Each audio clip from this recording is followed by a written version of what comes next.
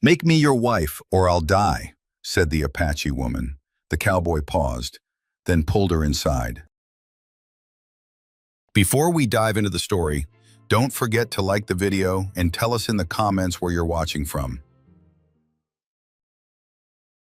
The wind carried a dry, biting cold that rattled the boards of the small cabin on the ridge.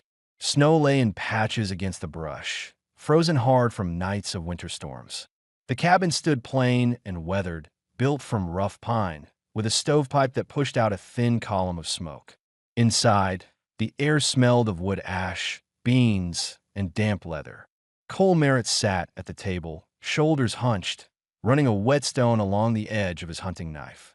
His left leg stretched stiffly under the table, the joint tight from an old bullet wound he'd carried since the war. At 33, Cole was a man who had learned to live quiet. He had been a scout once, then a cattle hand, but grief had driven him away from the noise of men. Years before, his wife had died, giving birth to a child that hadn't lived either.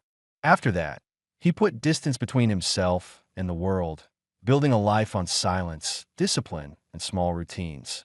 He cooked the same meals, beans, bacon when he had it, bread he baked from coarse flour. He mended gear, stacked wood, split rounds for the stove. He spoke little to anyone. The townsfolk who saw him at the general store called him the quiet one out by the ridge. He never argued with a name. That night, the silence was broken. The knock at the door was sharp, too light for a man, too urgent to be mistaken for the wind. Cole set the knife down slowly, listening for another sound. His chest tightened. A stranger after dark could mean trouble, and out here trouble was often the only thing that came uninvited. He rose, the limp making his steps heavy, and unlatched the door. The cold pushed inside first. Then came the sight of her. She stood barefoot in the snow, dress torn at the seams, dark hair tangled by wind. Her skin was raw from exposure, her lips split from cold, but her eyes, sharp, black, and unflinching, fixed on him. Her chest rose quick with shallow breaths, but her voice, when it came, was steady. "Make me your wife, or I'll die." Cole didn't move. His first thought was disbelief, then suspicion. Why his cabin? Who was she running from? If he let her in, would others come after? His jaw tightened. Every instinct told him to keep his distance. He had survived by keeping doors shut, by letting no one close enough to open old wounds. But she didn't beg. She didn't cry. She spoke like someone who had already measured the cost of pride against the weight of survival. He searched her face for a sign of trickery, but found only exhaustion. Her hands shook as she clutched the torn dress close to the chest. She was young, maybe 25, but her body bore the marks of hunger and miles walked on bare feet. She was Apache, something the townsfolk whispered about with fear and prejudice. If she had come to his door, she had done it knowing that the wrong man might have thrown her back to the cold. Cole felt the old war inside him. Fear of risk, habit of caution, but also something else he hated to name. Pity, and maybe recognition. She was another soul who had been driven out, cut loose, left to fight for air. He stepped back, pulled the door wider, and let her in. The cabin smelled stronger with the wind at their backs, shut out. He nodded toward the chair by the stove. She moved slowly, legs stiff from cold, and sat without asking permission twice. Cole fetched a blanket from the cot and draped it over her shoulders. Her hands clutched the wool quick and hard, as if afraid he might take it back. He set beans in the pan and cut bread. He slid a plate across the table. She ate in silence, her eyes lifting often to watch him. When she spoke again, it was quieter. "Ayoka," she said, giving her name. "Cole Merritt," he answered, his voice low and rough from disuse. The room fell quiet again. The only sound was the crack of wood shifting in the stove. Cole kept his hands busy mending a torn strap of leather, but his thoughts pressed hard. He didn't know if she would try to stay one night or longer. He didn't know what her presence would bring, but he knew he had made a choice. Ayoka lay on the cot under the blanket when the lamp went out. Cole checked the bolt on the door twice, set the rifle in its place by the wall, then lowered himself onto his own bed. He did not sleep quick. He listened, the way he had on cold marches years ago, waiting for an enemy's step. Except tonight, He listened for her breathing. It steadied in time, slow and even. That was enough. Cole stared into the dark, fighting against the weight of what he'd allowed inside his door. He told himself it was only survival, nothing more. But the truth pressed heavier. For the first time in years, the cabin didn't feel empty. Morning crept in through the gaps in the shutters, pale light striping the rough floorboards. The stove had burned low, leaving only faint coals. Cole Merritt was already on his feet, moving stiff from the cold. He fed kindling into the stove, coaxed a flame, and set water to boil. The room filled slowly with warmth and the smell of smoke. Behind him, the cot creaked. Ayoka stirred under the blanket, her breath catching when the movement woke pain in her stiff body. She opened her eyes, unsure for a moment if last night had been a trick of the mind. The blanket in her hands and the heat of the stove told her it wasn't. Cole turned briefly when he heard her shift. His face was hard with habit, but his eyes checked her in a way that was not unkind. He set a tin cup of hot water on the table and cracked 2 eggs into the pan. He had only 4 left. He decided not to mention it. She rose, bare feet finding the rough boards, and kept the blanket wrapped around her shoulders. He noticed how thin she was, the angles of her frame sharper than they should be, and how she stood straight anyway. When he slid the plate across to her, she hesitated as though waiting for him to pull it back. When he didn't, she ate quick, almost too quick, then slowed when she caught his eyes on her. He said nothing. Instead, he broke his bread in half and pushed a piece toward her. She lowered her gaze, then nodded slightly and took it. For the first time, he asked her question. Where from? His voice was quiet, even. Ayoka swallowed and looked past him to the window. South, near the San Pedro. She didn't add more. Her family, her people, that much hung between them unsaid. Cole knew better than to push. He only gave a short nod, filing it away. The silence stretched, but it wasn't as sharp as the night before. She asked next, why here? Alone? Cole's hands paused on the strap of leather he was mending. He looked down at it for a moment, then answered in pieces. War. Wife died. Child too. This was far enough. His voice carried no edge, just the plain facts of it. Her eyes lingered on him longer this time, studying him not with suspicion, but with something closer to understanding. Later that morning, he showed her the barrel outside, where they kept water from freezing with a plank across the top. She dipped the bucket, her hands raw but steady. He explained how to pull the grate in the stove so it wouldn't catch. She listened closely, copying each step without asking twice. When she carried the bucket back in, he noticed her shoulders had strength even after the cold and hunger. By midday, she had taken the torn seams of her dress and begun stitching them with thread from his repair box. Her movements were slow but practiced, fingers sure. Cole worked at the table with a strip of leather, and now and then their hands brushed when reaching for tools. Each time, she looked at him directly, waiting for him to flinch away. He didn't. The day passed in rhythm, him hauling wood, her mending, both of them eating sparingly from what he cooked. When dusk came and the wind rose outside, Ayoka wrapped the blanket tight and sat closer to the stove. She studied the room, her eyes resting on the small frame set on the shelf, a pressed flower and a faded scrap of cloth. She didn't ask about it, not yet, but she saw the way his gaze shifted when he noticed her looking. When night fell, Cole pointed to the cot again, his own bed waiting on the other side. She lay down without a word, but this time her breathing eased sooner. Cole lay awake listening again, the old habit of vigilance heavy in his chest. But there was a difference now. The cabin didn't feel like a place for one man only. It held 2 lives, cautious but present. Listeners who had wondered why she came to his door instead of the town would see it in how she moved, with the eyes of someone who had been turned away too many times to risk another. Listeners who asked why Cole let her in would find the answer in his quiet. He knew what it meant to lose everything and face a night alone.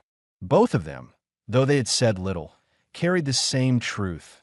Staying alive began here, under one roof, with no certainty except the choice not to drive the other out.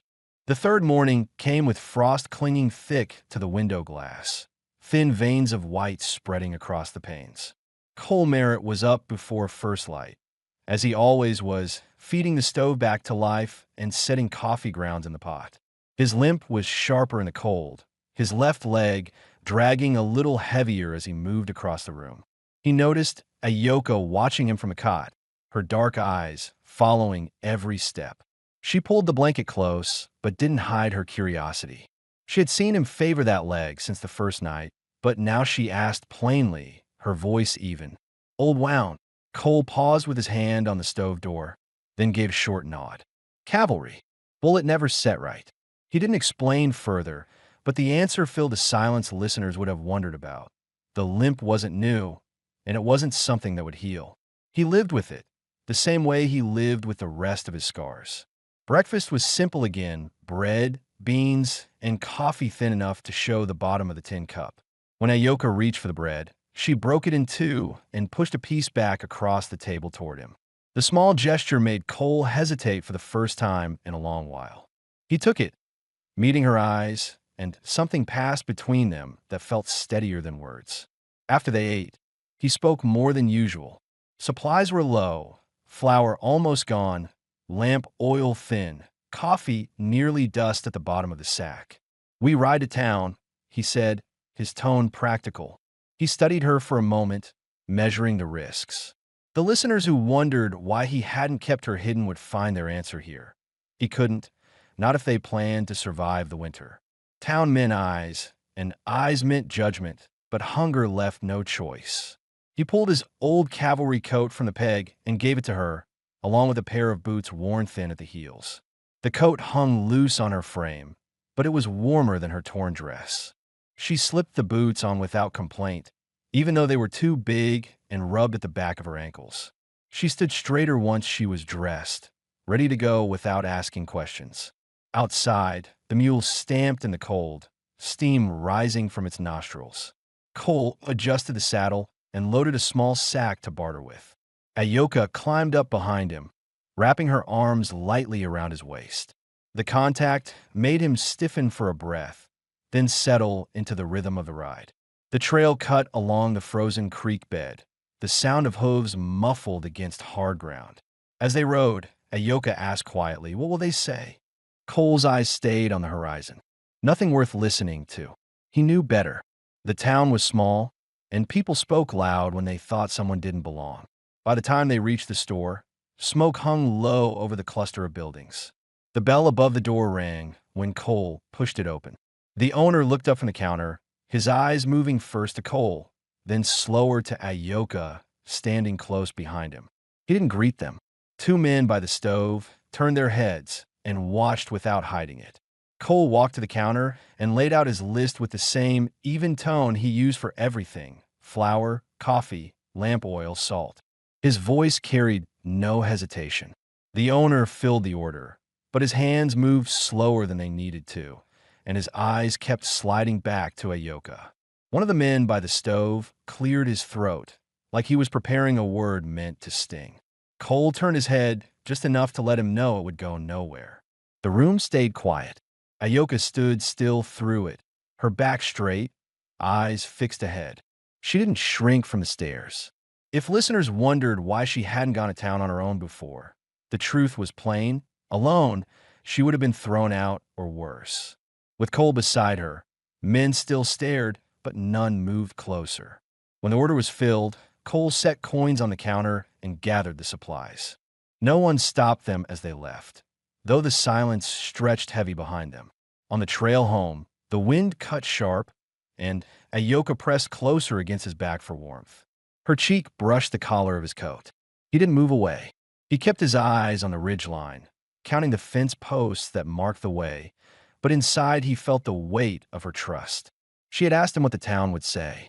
He had given her the only answer he could. Nothing that mattered.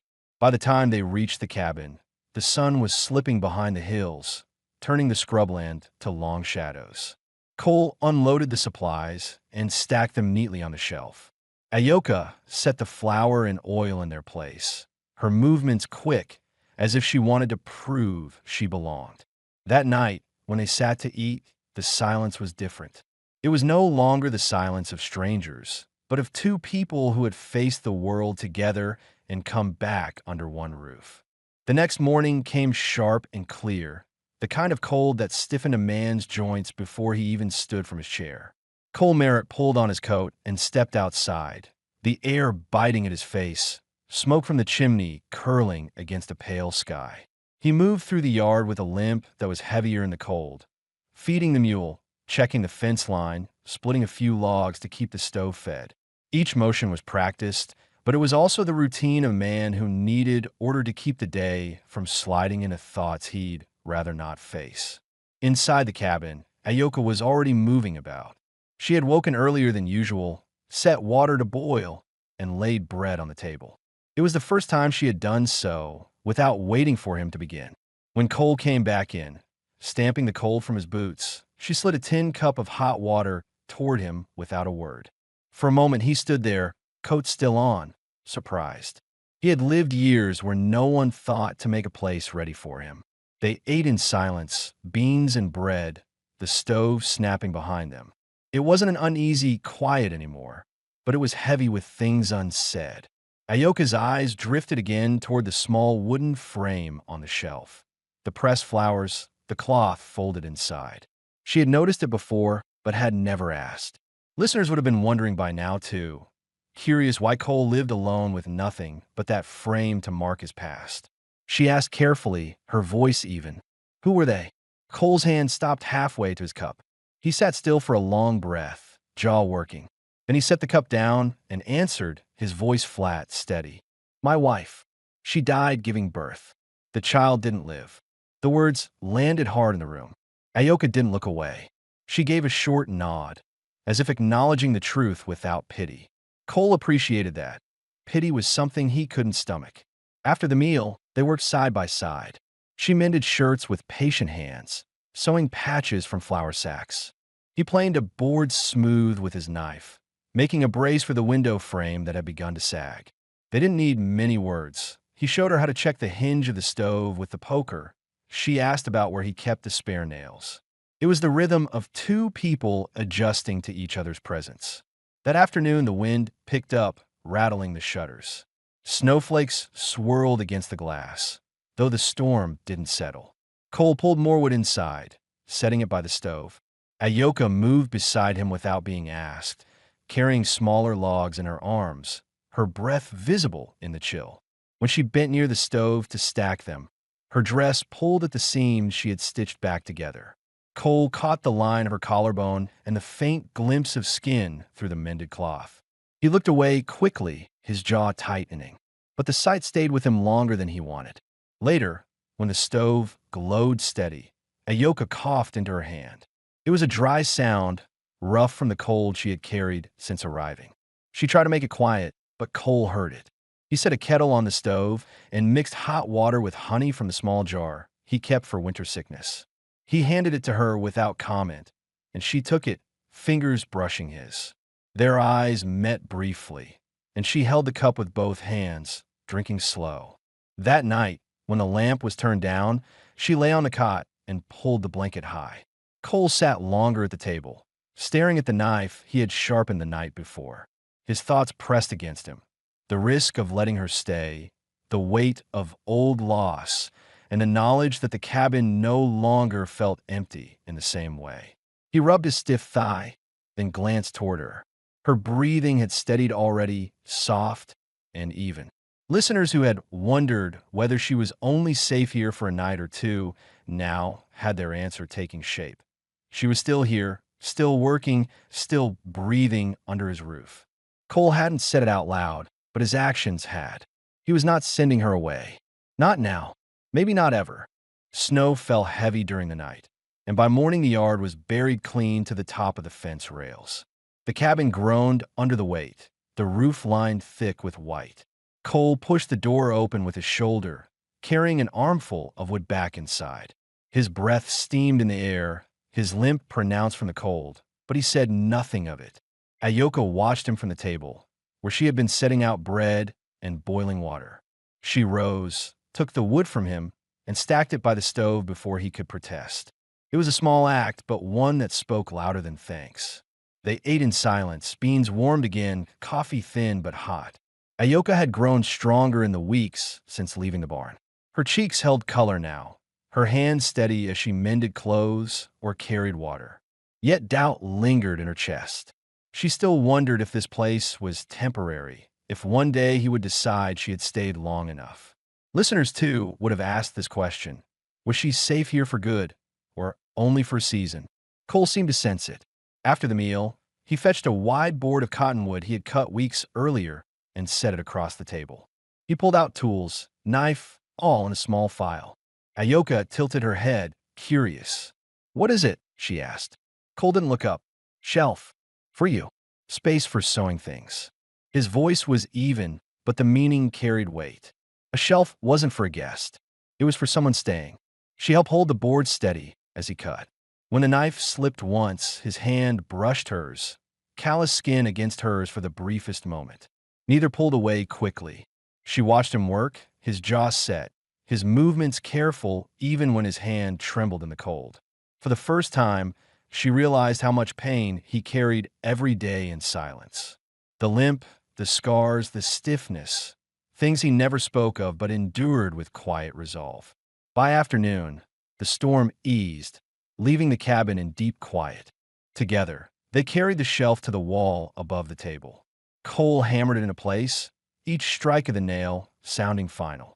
When it held firm, he stepped back, letting her look. She set her needle and thread there, then placed a folded scrap of cloth on the edge, as if to mark it. She turned to him, and though her words were few, her voice held steady. "Thank you."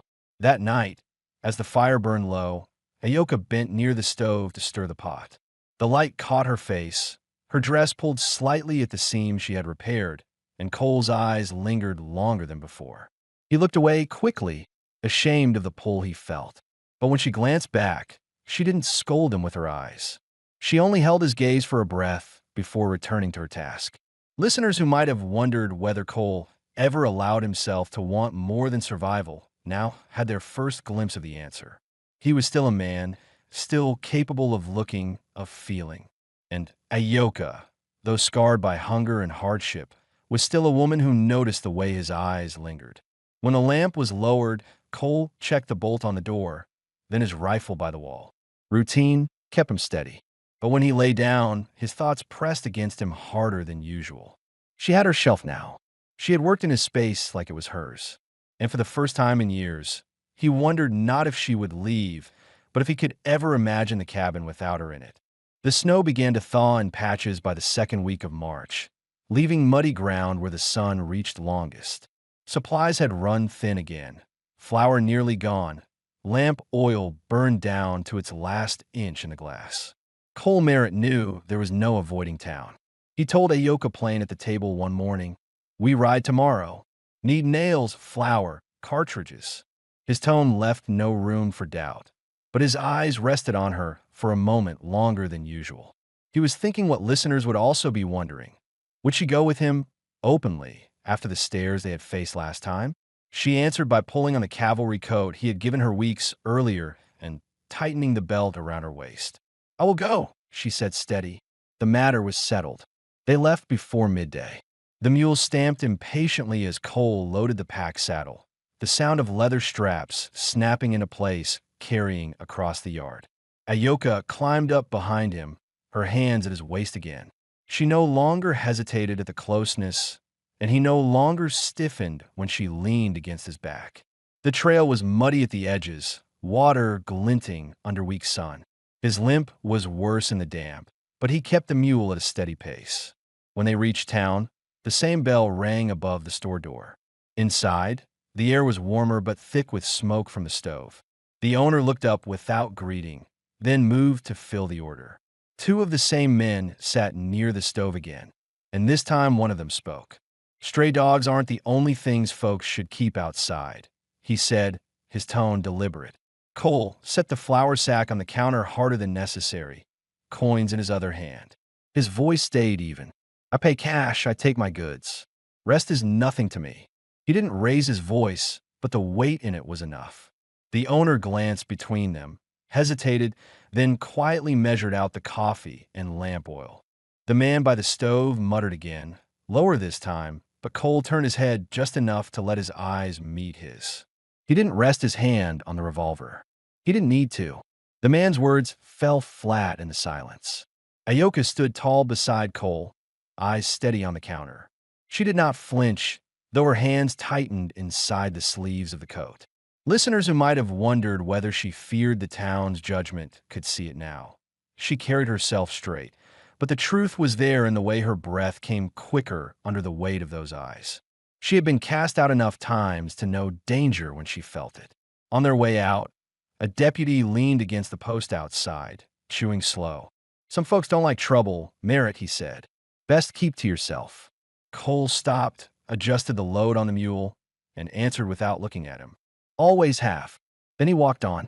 The deputy didn't follow. The ride home was quieter.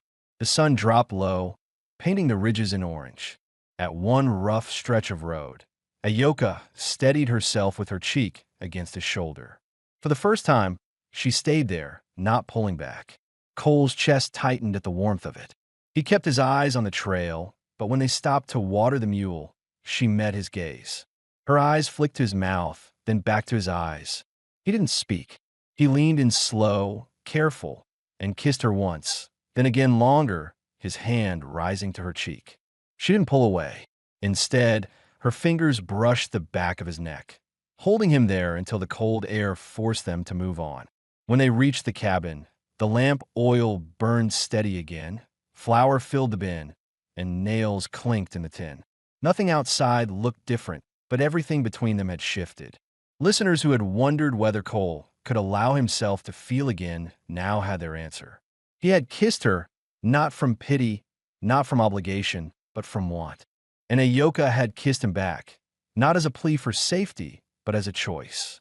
The storm came down from the north 2 nights later, a hard wind that shook the shutters and filled every crack of the cabin with its whistle. Snow piled against the door until the latch groaned under its weight. Cole Merritt set extra wood by the stove, his limp more pronounced from the cold, his breath short as he moved. Ayoka worked at his side without needing to be told, carrying smaller logs, filling the kettle, and checking that the blankets were ready. The room grew warmer, but the wind outside made the cabin feel small, fragile against the night. They ate beans and bread again, sitting close to the stove. The silence between them had changed since the kiss on the trail. They didn't speak of it, but every glance carried its memory. Ayoka's eyes lingered longer on him, her voice softer when she asked, "Your leg, does it hurt worse when storms come?" Cole gave a short nod. He had never explained before, but the question pulled it from him. A bullet. Cavalry days. Weather brings it back. She didn't offer pity, only shifted closer to hand him the cup. That quiet respect was something he had not felt in years. As night deepened, the wind rose until it drowned out every other sound. Ayoka lay on the cot at first, blanket tight around her shoulders. Cole settled into his bed across the room, the firelight throwing faint orange across the beams. The cabin creaked, snow pressing harder against the walls. After a time, Ayoka rose. Her bare feet touched the cold floor, her blanket still wrapped around her. She crossed the small space and stood beside his bed. He looked up at her, steady, saying nothing. She pulled the blanket back and slipped beneath his, moving close without hesitation. Her body was cold against him at first, her breath visible in the chill air. Cole hesitated, every muscle tense, the old habit of keeping distance pressing against the moment. But then he turned his arm under her shoulders and drew her nearer.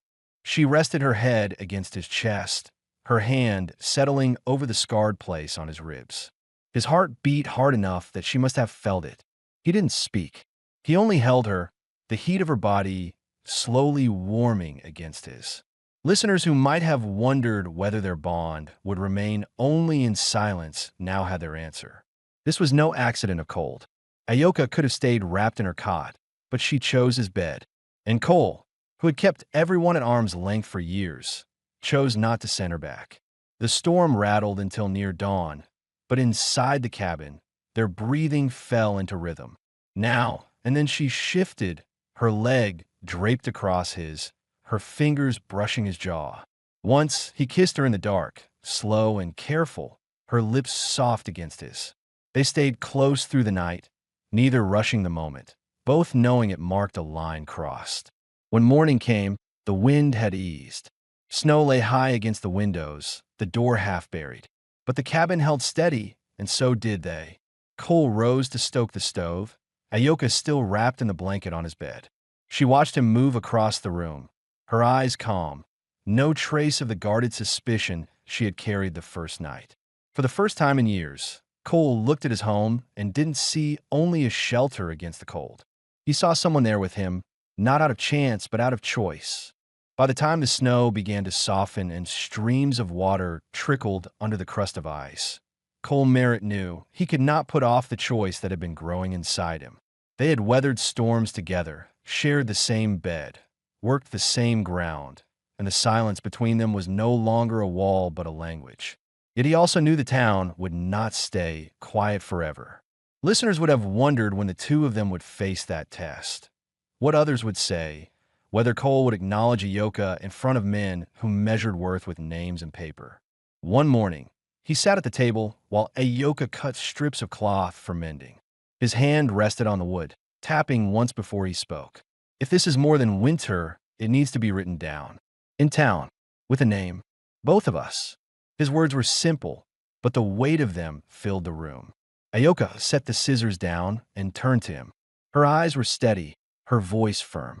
The night I came, I asked for wife because I had nothing left. No family, no place. I didn't want to beg for food or hide in barns. I wanted a name, a place, and a man who would not turn me out. She looked at him directly, the truth plain. You opened the door. You stayed.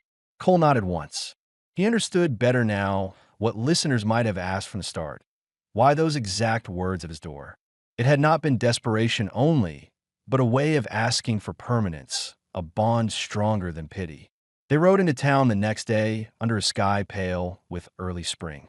Mud pulled at the mules' hooves, water running in lines down the ruts of the road. Ayoka rode beside him this time, not behind. Her coat was belted tight, her hair braided against the wind.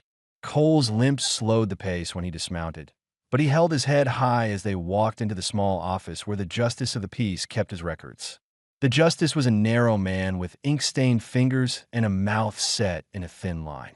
He looked from Cole to Ayoka, then back again. Is this by force? He asked flatly. No, Cole answered. No, Ayoka echoed, her voice steady. The justice studied them for a moment longer, then reached for the ledger. You'll need a witness. It was the store owner who stepped forward from the doorway, wiping his hands on a rag. He had followed them from the counter when he saw where they were headed. He didn't smile, but he gave a short nod. I'll sign. The justice dipped his pen, wrote careful block letters. Cole Merritt. Then he looked at her. Your mark. Ayoka hesitated, the quill in her hand. Listeners might have wondered, could she write?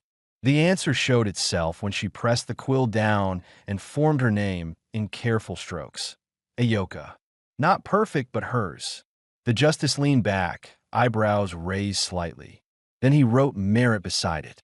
When they stepped outside, the deputy leaned against the post, tipping his hat. His words were few, but they carried meaning. Town watch. But law's law. Your man and wife now. Cole bought a plain band from a cigar box of trinkets on the store porch. It wasn't gold, only brass, but he slid on her finger where anyone could see. Ayoka looked at it, then pressed her forehead to his cheek, standing there for a long breath. They loaded flour and seed onto the mule and turned back toward the ridge. On the trail home, the air felt cleaner, the weight between them lighter. The choice was no longer only theirs inside the cabin walls. It had been spoken, written, witnessed. When they returned, Cole set the sack of seed on the table and said, We'll plant when ground softens. Ayoka touched the band on her hand, then looked at him with a calm that hadn't been there before. She had her place. He had given it and claimed it too. Spring came slow to the ridge, but it came. The snow pulled back into the gullies, the ground softened, and the air carried the smell of wet earth. Cole Merritt worked the soil with a short-handled hoe, his limp slowing him but never stopping him. Beside him, Ayoka bent low, strong inner movements now, planting seeds into the dark rows. The cabin that once looked like it belonged to one man now showed the marks of two lives. New shelves built into the walls, fresh linens drying on a line, a second coat hung by the door, her basket of sewing supplies set neat on the shelf he had made for her. Listeners who had wondered if Ayoka would ever truly belong had their answer in every detail. She had not only stayed, she had made the place her own. And Cole, who once lived only by habit and silence, had allowed it, even welcomed it. At night, they shared the bed openly. There was no longer a cot by the wall. The stove burned steady, and the warmth between them was more than fire. Ayoka sometimes reached for his scarred leg, not with pity, but with understanding, and Cole no longer pulled away. The touch meant she saw the whole of him and stayed. One evening, as they sat on the stoop watching the sun dip low across the scrubland, Cole spoke. His voice was quiet, but there was no hesitation. I thought this house would always be empty, just a place to keep out weather. You changed that. Ayoka turned her hand, showing the brass band glinting faintly in the light. I thought I would always be a burden, moving from place to place. But now I have a name and a place. You gave me both. The mule brayed from the corral, and Cole rose stiffly, his limp visible but steady.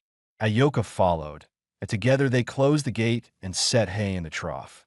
Simple work, done side by side, but it carried a weight no one else would see. Inside, Cole had built something more than shelves. Against the wall stood a crib rail he had cut from cottonwood. He hadn't said much while making it, but his hands worked with a focus she recognized. When it was finished, she stood behind him, her hands resting over his. They didn't speak because the meaning was already clear. The future would not be just the two of them. There would be room for more when the time came. On Sundays, they rode into town together. People stared at first, but no one spoke. The store owner nodded when they entered, and the deputy tipped his hat in quiet acknowledgement. The same men who had once muttered by the stove now looked down at their boots when Cole's eyes passed over them. Law and marriage had silenced their talk, and Cole's steady presence made it clear he would not bend. One afternoon, the store owner handed Ayoka a small bundle wrapped in brown paper. Inside was a stronger needle and a spool of good thread. He said nothing, only turned back to the counter, but the gesture said enough. She had been seen as Cole's wife, not an outsider. By the end of that spring, the land was greening, beans were pushing up through the soil, and the cabin held the sound of two voices, two sets of footsteps, two lives joined. The man who had once believed silence was his only company now shared his days with someone who matched his strength with her own. The woman who had once stood barefoot in the snow, asking for a chance to live, now stood inside a home that was hers by name and by choice. For the listeners who might have doubted whether this story would end in permanence, the proof was plain. Cole and Ayoka were husband and wife, their names written side by side in the ledger of the town, their lives bound together in the daily rhythm of work, quiet, and trust. The cabin was no longer a lonely shelter. It was a home. As the sun dropped behind the ridge that night, Cole drew Ayoka close, kissed her slow, and for the first time in years allowed himself a small smile. She laughed quietly into his shoulder, the sound carrying into the fading light. No questions remained, no fears left unspoken. They had chosen each other, and they would keep choosing each other every day that followed. The story ended not in silence, but in the steady certainty of a life they would share.